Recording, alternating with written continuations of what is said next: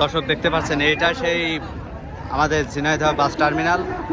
বর্তমান Jhenaidah polytechnic institute শিক্ষার্থীদের আন্দোলনের তোপের মুখে এখন ফুটবল খেলার মাঠে পরিণত হয়েছে। দেখতে পাচ্ছেন পুরো টার্মিনাল ফাঁকা, সব গাড়ি জ্যামে বেঁধে আছে।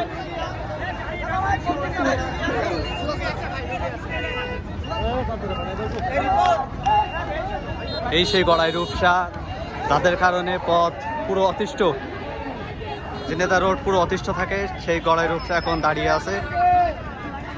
দেখতে পাচ্ছেন হাজার হাজার শিক্ষার্থী পথ এই যে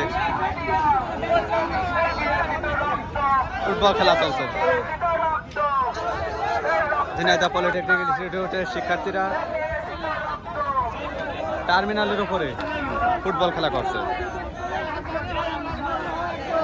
পলিটেকনিক শিক্ষার্থীদের 6 দফা দাবি পূর্ণ না হওয়া পর্যন্ত এই আন্দোলন জারি থাকবে ইনশাল্লাহ।